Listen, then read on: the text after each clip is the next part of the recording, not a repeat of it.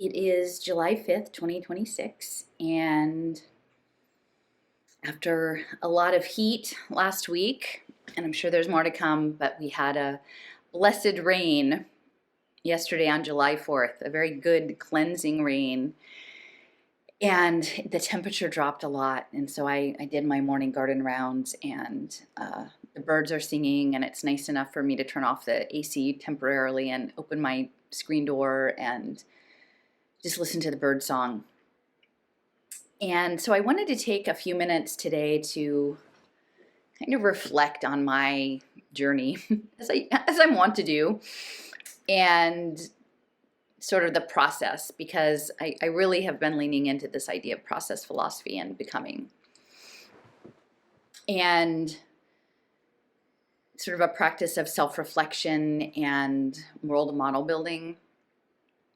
And there's this woman, Andrea Hyatt, who is a philosopher. She has a podcast, Love and Philosophy, and she often talks about holding paradox. Like, how can you hold two conflicting things at once? And she's right. That is an important thing to do. And so I'm still trying to do that in the aftermath of July 4th, 250. And so I wanted just to share with you a little bit of my paradox process. And yeah,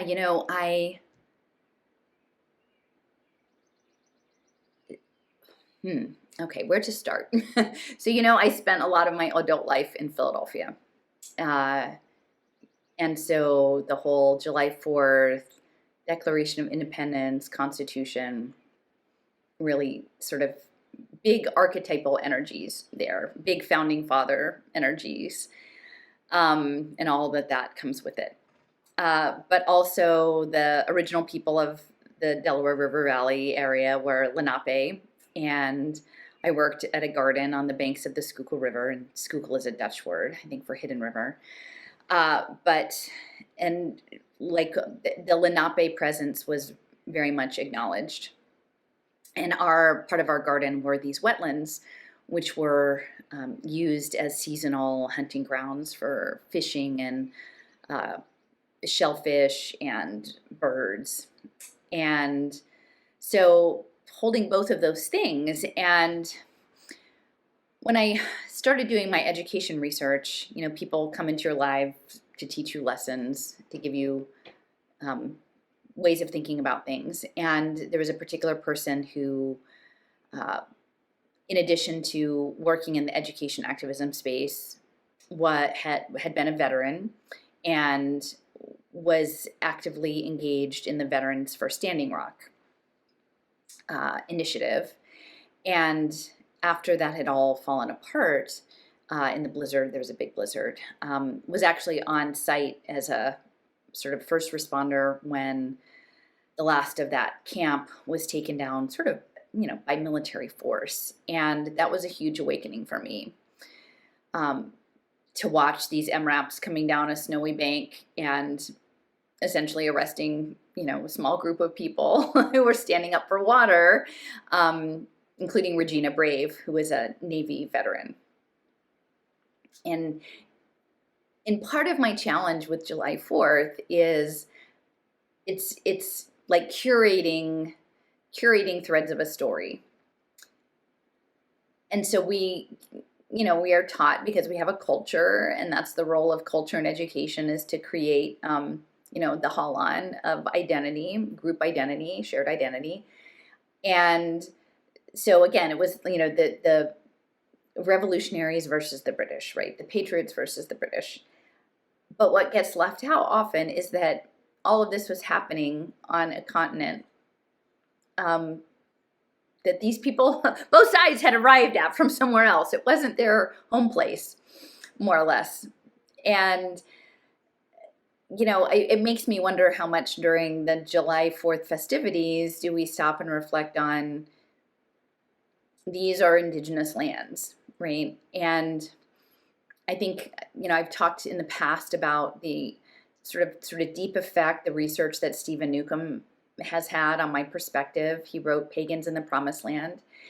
And he dedicated himself. He is Shawnee and Lenape, I believe, but he grew up on the West Coast. But he devoted most of his adult life to studying the papal bulls, essentially that which turned this continent into a subsidiary of Europe.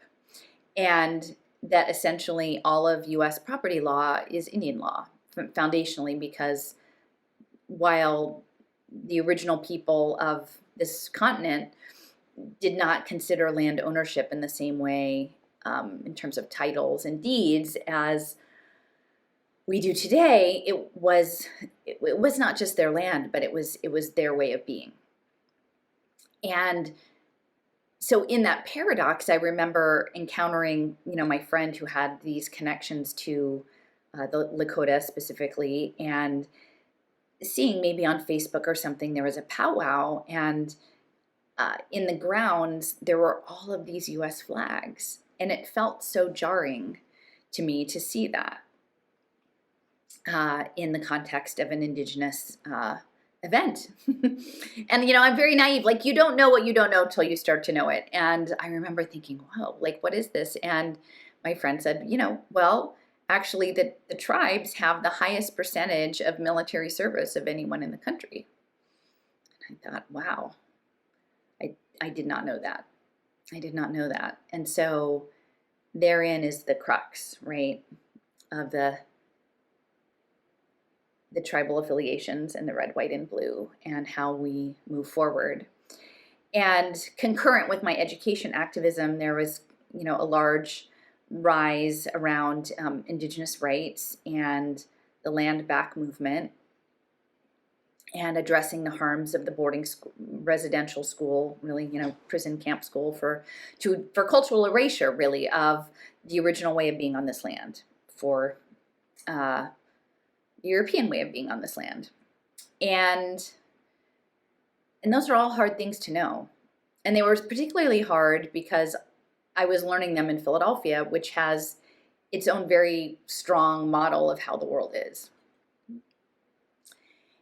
And again, that goes back to the free energy principle, right? And Carl Friston's active inference is that you have a model, that you understand how the world operates. And changing that model is thermodynamically expensive. But I learned how to change my model a lot. And then I probably swung the other way to an extreme. And so I guess a couple of things in terms of Philadelphia and sort of being a role model for the city of brotherly love and independence and, patriotism and being on the right side.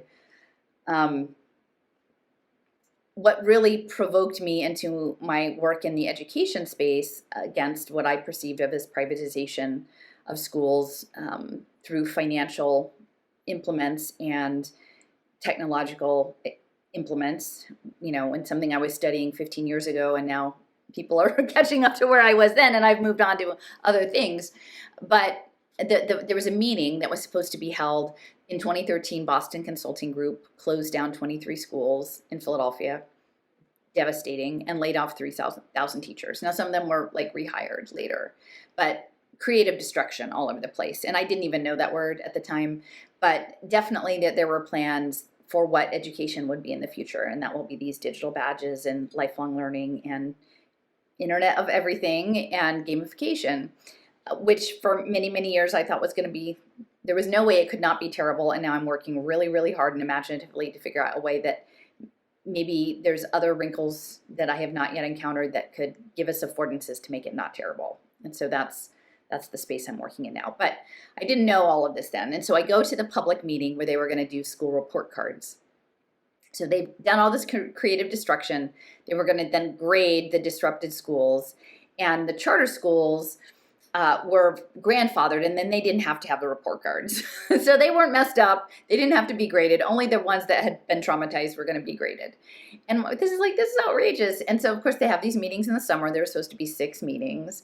And so well, I mean, I can't remember if it was just me, but a handful of us organized. We had about 50 people show up, and you could tell the meeting was run by this like young kid, probably because he has like lower billable hours, right?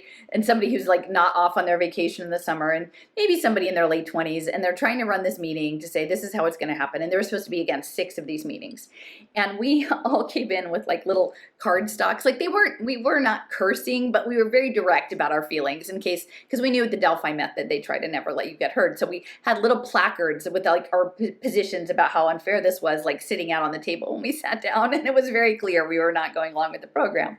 And you can still like look up newspaper articles about it. And then the Inquirer, the Notebook, I think was the school, the education little newspaper that they put out. And yeah, so we were not going to do it. And I think it really took them aback. So there was supposed to be a meeting the next morning, and then people who had been in the first meeting went to the second. And when they got there, on the door it said, "This meeting has been canceled. We are now going to have focus groups."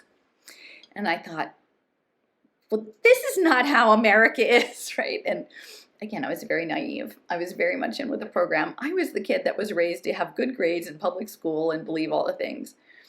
And, I still love the me that I was back then, but yes, it was about to get way more complicated. And, little did I know eventually that education would be really about consciousness management and narrative management, and that perhaps those narratives were interdimensional, and perhaps they were participatory and collaborative, and perhaps they would involve emerging technologies that were ancient energy systems and involved high-level math and physics. And yeah, so it, actually coming through the other end, it's far more interesting. But I was very perturbed initially about like, how dare we do this in Philadelphia?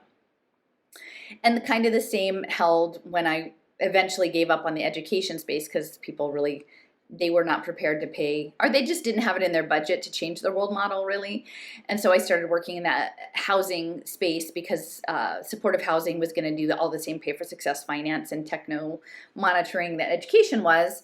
And I ended up at a protest event where a young guy was getting choked out in a rainy gutter by the housing police, but they were out of uniform, and I tried to intervene and stop it. And then documenting it with my camera, I was then thrown to the ground and arrested and put in the Philadelphia Roundhouse for 24 hours. And then had a front row seat on the judicial system and the total circus that is justice in the United States, really. And, being in the elevators and seeing that the lawyers of either side were not really on either side. They were all just part of the system. And yeah, it was a real wake-up call as to what the United States really is once you get on the wrong side of it. And ultimately, they were trying to put felony counts on me for I didn't even hit the guy. I was just trying to separate them. What do you do when someone's being attempted, choked out in the gutter? I didn't even think about it. But eventually it got pushed to 5 misdemeanors or something. And of course we had one of those Soros DAs, which supposedly leftist people like me would just get off with nothing, because we're Soros, right? But no, they were going to prosecute me, Krasner. And then as luck would have it, the day of my hearing, where I was supposed to sign off on that I would be part of one of these diversion court programs, which is totally all a setup for social impact finance and cycling people through sort of gig temporary work stuff. And the judge, we actually served on school council on the racial justice committee together. So she's like, "What? This is crazy." And then on I had to come back, but on the final things from the bench, she said, "Allison, you keep doing what you're doing. Somebody has to tell the truth." So again, this is my experience of the archetypal land of liberty and the city of brotherly love in Philadelphia, is that the story is way more complicated than the Disney version. It definitely needs to be some sort of Netflix 4-season miniseries or something like that, because there's a lot of mixed up stuff, right? There's polarity there. Which is all to say, I have very mixed feelings about July 4th, that the row house that I lived in Fairmount was, I don't know, about 7 blocks from the art museum where they would have the big fireworks show every year. and often these big musical performances and huge crowds, millions of people. I don't even know what it was like yesterday. But you couldn't really get away from 4th of July where I was. One year I tried to no, that was a different thing. But anyway, the year my life fell apart in 2023, I just had to get away. And I went out to the Wissahickon, down to the Kelpius Cave, and then hung out by the creek and just watched the fireflies, because that was way more chill version of July 4th.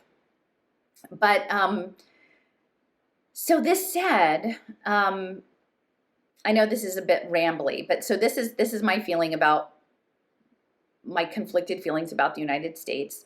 They've been resolved somewhat, because I can feel that the firmness of nothing can ever be right and nothing can ever be fixed, and we will be angry forever, and people are pigeonholed into certain corners because of where they're from or their color or their cultural background, and that will never shift. Personally, I don't find that satisfactory, because I don't want the world just to be a painful, dark place forever. So we have to find a way through. For me, I would like to find a way through. And so just one more other small story. So the person that I met who had these connections with Lakota after Standing Rock, in 2020, there were efforts with a service group that was on Cheyenne River Reservation to try to set up chicken coops for individual families to have food, because there were, remember, all those questions about supply chains, and gardens, and they had a bunch of chickens and manure, and they were trying to set up a garden, and sort of a call was put out to come and help make a garden on the banks of the Moreau River in Promise, South Dakota. And, I really didn't want to be a savior person from the outside. It was I did have this huge stash of time off from because I only worked part-time at the garden. I usually always had plenty of time. So I had this bank of time, and I said, but I'll come, if people really need help, I'll come. And before I left, my friend Chris, who runs the farm, runs the farm at Bartram's Garden, and he's a very deeply spiritual person, and I was asking for help around seeds. His partner runs a seed company called True Love Seeds, and because I felt I really wanted to fix things or help things, right? And I didn't want to do it wrong. That's the programmed part of me. I didn't want to do it wrong. I wanted to actually make it work. And so he was giving me some guidance, this stuff about Korean natural farming, which was super cool. I tried that out with the rice and this local bacterial fungus stuff that you'd use as a soil additive. Learned that was very cool. I actually need to try that here. But he looked at me and he said, you should just go and listen to the land, because what you think you're going for, it might not actually even be the thing you're there to do. So just take your time. And so when I did, I think they had some idea of some very large garden. And I said, no, let's just have some small, because it felt very violent to plow up this prairie. And I said, let's just have some small beds and see what works. And then, we're not committed to trying to maintain, because it was just me trying to maintain. There wasn't even one hose spigot. They had to run a hose 200 feet from the house. So there wasn't really even good irrigation. And this was pretty crazy clay. And so I lived in a tent for 6 weeks on the banks of the Moreau River, and it was pretty amazing just to be in sync in these long summer days with the sun coming up over the cottonwoods, and learning about all the beings and all the bugs. 1 week it would be ticks, and then it would be ants, and then it would be grasshoppers, and so, but yeah, it was really. And actually, if you've ever emailed me, my email on Proton is teamsela@proton, and on the summer solstice that year, we went out onto in a truck on the back part of a ranch, and amid the various wildflowers, Teamsela, it's a prairie turnip, it's a root, and you harvest them in June around the solstice. And so someone showed me how to peel and braid the Teamsela into braids, and I think they were used as a dried food source and also a currency back in the day. And it was a very quiet trip for me, because I spent most of my time by myself just on the land, but it was at the end, the person who had invited me didn't really even want to see the garden. And I'm like, why did I come here? I don't understand what was this about. But during that event, there was a Sundance, and it was the descendant of Leon Red Dog, who had helped revive the Sundance ritual in the 1980s after indigenous religion was no longer made illegal, which is crazy, guys. Think about this as we're talking July 4th, that the original religions of the people of this land was made illegal. And then, of course, we took all of their children to boarding school to kill the Indian to save the man. And really, really how messed up all of that is. And because of the circumstances, it was very, very small. And there were several people that were part of this volunteer group who were fire keepers and with the Sundance, and they asked for people to go and support because it was very closed in 2020. And so I went several times, and on the last night there was a giveaway, and it was, I've never seen anything like it. Of course you can imagine sort of just how it felt in your body in 2020 and how tense and uncertain everything was. And to be out in this bend of the Moreau River in the clear, starry night under these ancient cottonwood trees and hearing kids playing and laughing and seeing this abundance of generosity towards one another, from quilts to all kinds of things. And I didn't really, I was just friends of people who were there. I didn't really know anyone, but even I was gifted. It was a little baggie with sage in it and a quilt square. And of course, they wouldn't necessarily have known that I quilt, but this is what I have left of it. And it is the Lakota call themselves the Star People. I guess I have about half of it, and this is the stars. And I've kept this with me ever since, and I've torn off small strips. When I went to the Mormon Transhumanist Conference in 2022, I took it and I tore off a strip at White Mesa where they were depositing all of this nuclear waste right next to the Ute Reservation, and I tied a strip to the barbed wire fence at the entrance and left one of my little poppet women there. And so I'm trying to again be a witness and leave this energy for healing, right? For heart-centered healing. And so this is all to say, yesterday we have twice a month meditations at the Star Portal. And I had missed several, so I was really excited to be able to go back to that. And Star, who owns the church building where we meet, she asked if I could bring some flowers for my garden, because she really likes my garden. Because later in the day they were going to have this meditation with these Cintamani stones. And Star there are 7 that are kept at the portal. And these Cintamani stones, I guess they're called wishing stones, are sort of like the Eastern version of a philosopher's stone. And they light up different colors if you shine a flashlight. They're sort of almost have a glassy quality to them.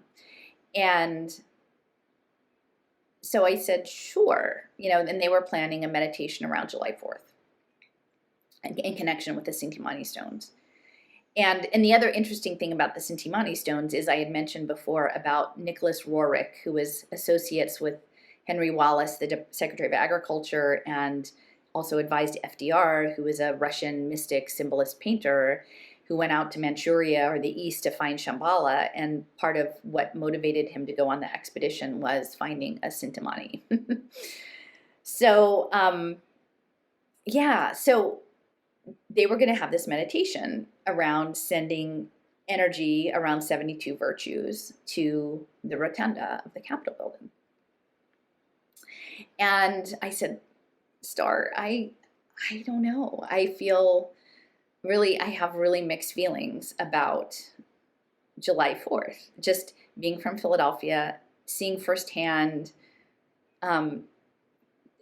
do as I say, not as I do, sort of things with this, how justice works or doesn't work, how governance works or doesn't work. It's not the happy myth. It's something more complicated. And my lived experience and again, I think we each have our own reality. Like having read Stephen Newcomb, having been out on Cheyenne River Reservation and seen the challenges that the original peoples of this land, highly spiritual people, have had in navigating modern society. I'm like, I just, because she said, I think it's really important you come. And I'm like, oh, I don't know. I'm not sure. But, and I said, I can't send energy, because I think and again, there are different realities. And I'm not here to try to change somebody's reality. That's not my goal. I can only speak to my authentic reality and then take in information and shift it as feels appropriate. But I think there are many out there who think, oh my gosh, America lost its way. Things are off track and we have to restore things to the age of the founding fathers and then it will all be fine again. And, I've mentioned before about the Stamp Act and the Boston Tea Party and real estate, the Washington Jefferson surveying real estate speculators, and maybe we're not really so far off with the founding fathers were with our current real estate speculating president. And so we'd like to tell ourselves stories that maybe there's some good old days, but I'm not sure how good the good old days actually were. And so I sat with it a bit and I said, I can't, if I sit there and I'm part of a meditation to send energy around these 72 virtues to the U.S. Rotunda, I can't do it for Washington and Jefferson. I can't.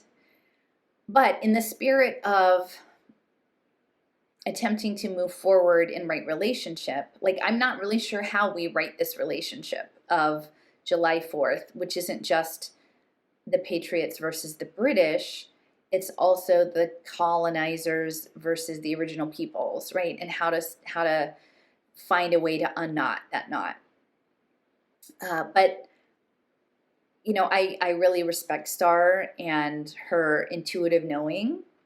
And a lot of, what she had said is that it feels like many things in her life were lining up for this big thing to happen on the 250th. In fact, we just, people in the community had built this lovely 7-sided temple of rejuvenation and delight in the woods there next to the church, and each corner holds a Cintamani, and that the timing was just perfect for this practice to come together. And so anyway, so I decided, I said, well, if I can hold space for resolving this larger conflict that's around the original peoples, right, the Star people, and what it means to be a settler, and can we send virtue in a way that will help resolve that piece? And so so that's what I decided to do, and sort of follow my guidance. I have people who showed up in my life to give me guidance, right? They're like, come to South Dakota. I never understood why I went to South Dakota. Maybe it was simply to get this piece of cloth, because when we did the meditation, I held it, I cradled it in this cloth. And I cradled it not so much for the founding fathers, but for the indigenous elders, the matriarchs, the women of the wisdom to hold space on this land. And that is my intention, not to be oppositional, but to be expansive, to say we can't, in the creation of this country, forget there's a broader context. And that context matters. That's what I'm a cultural geography mapper and a navigator. And that's why I was so interested to find out about category theory, and maybe this blockchain system is a map, a time map. And it's an energetic, whatever it is very energetic. There's a lot of high energy going on. And so, so I sat, there was a woman who had guidance, and she was small, that this was supposed to happen. And she lives in the greater Hot Springs community. And there were 21 of us, and we each held a Cintamani, and Star was in the Temple of Rejuvenation Delight with the 7 Cintamani there, and there were Cintamani in, I think it was 12 different locations from Massachusetts, Georgia, Britain, California, Colorado, Arkansas, and we essentially uplifted energies around virtue for governance. And I know, I mean, I'm probably the only one in that room who has an awareness of what's on the horizon around new forms of governance, innovation, and I don't know, I was just listening to a talk this morning about the electrification, like the solar flares and the electrical stuff coming into the system. And yeah, I think this new governance system is going to be electrical, and I think it's going to involve subtle energy and embodied, our collective embodiment. But that's fine. People don't, I mean, I'm not expecting that everybody would know that. But it was really interesting for me to kind of come to a sense of resolution around July 4th that didn't have to have firecrackers. It could have, and it was mostly women there, you know, there were a few guys, but mostly women holding space for something better. And in my frame, the something better was not something better than this current administration that certain people are upset with, but it was something better than we actually ever started with. Because in some ways, how this was all begun and how it was carried out with the erasure of the knowledge of the land and the spiritual content of the beings on this land of the United States matters.